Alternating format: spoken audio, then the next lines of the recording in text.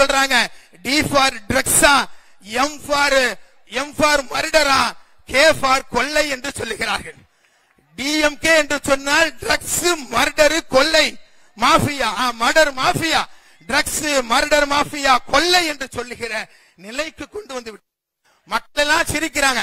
அவர் சொல்றாரு மக்களுடைய உள்ளத்திலே சிரிப்பு இருக்கிறது, அவர்களுடைய உதட்டில சிரிப்பு இருக்கிறது, யாரும் கையில மனு கொண்டு வரவே இல்ல, எல்லாரும் சிரிச்ச முகமா இருக்கிறாங்க. அப்படின்னா செக்ரட்டரியேட்டை இழுத்து மூடிடுமா? ஐஏஎஸ் ஆபீசர் எல்லாம் வீட்டுக்கு அனுப்பிடுமா? இல்லப்பா, முதல்வருடைய ஆட்சி காலத்துல ஒரு குறையும் இல்லப்பா, மனுவே தேவையில்லை, எல்லாரும் அப்படி புன்னகைக்கிறா, மனு அவசியம் இல்லை என்று செக்ரட்டரியேட்டை இழுத்து மூடிடுமா? அப்பொழுது என்ன சொன்னார்கள்? அவர்கள் மோடியை பார்த்து விட்டு வந்து முரசொலியில தலையங்கத்தில் முதல் பக்கம் எழுதுகிறார்கள். நான் சொல்ல வேண்டிய அவசியம் இல்ல, ஸ்ரீ பள்ளிகள் திட்டம் என்ற திட்டம் இருக்கிறதா இல்லையா? அந்த ஸ்ரீ பள்ளிகள் திட்டத்தை நடைமுறைப்படுத்துவதற்கு இப்பொழுது என்ன அவசரம் தமிழக அரசுக்கு வந்தது என்று கேட்கிறோம். இப்படி பல கேள்வி இருக்குது. எங்க மக்கள் ஏமாளி அல்ல, அதிலும் கூட திருநெல்வேலி ராசியான மண்ணு. திருநெல்வேலியில் இருந்து எது துவங்கினாலும் அது ராசியாகத்தான் முடியும். அந்த ராசி தமிழகத்தினுடைய முதல்வராக வரவிருக்கிற 2026 அண்ணன் எடப்பாடியார் அவர்களை முதல்வராக அமர வைக்கிற ஆட்சியாக இருக்கும். 2024 40 தொகுதிகளையும் வெற்றி பெற்றது என்று அதற்கு முத்தாய்ப்பு சொல்லுகிற செய்தியாக இருக்கும்.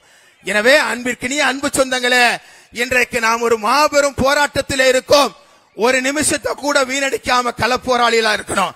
போராளியை நிறுத்தி விட்டார்கள், ஜான்சி ராணி என்கிற சகோதரியை.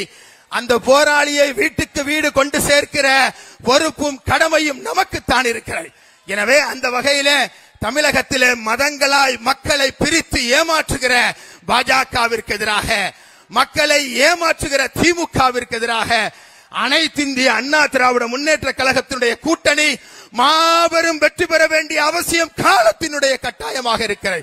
அந்த காலத்தினுடைய கட்டாயமாக இருக்கிற அந்த தேவையை நிறைவேற்றுகிற பொறுப்பும் பாங்கும் இப்படை தோற்கின் எப்படை வெல்லும் என்று சொல்லுகிற இப்படை அதனை சாதித்து காட்ட வேண்டும்.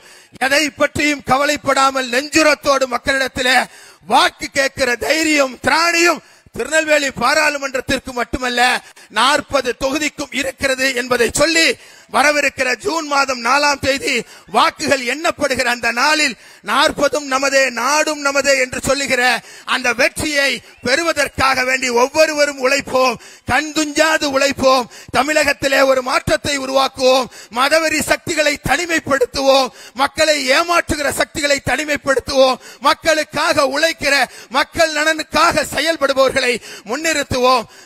ஏப்ரல் மாதம் 19ஆம் தேதி நடைபெறவிருக்கிற இந்த தேர்தல் நாளன்று உங்களது உள்ளத்திலும் மனதிலும் நிற்க வேண்டிய சின்னம் இரட்டை இலை.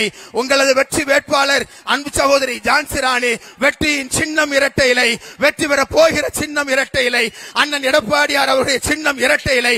திருநெல்வேலியில் இருந்து அந்த சாதனையை துவங்குவோம், மாபெரும் சாதனைக்குரியவர்களாக மாறுவோம் என்று கூறி வாய்ப்புக்கு நன்றி கூறி விடைபெறுகின்றேன். நன்றி, வணக்கம்.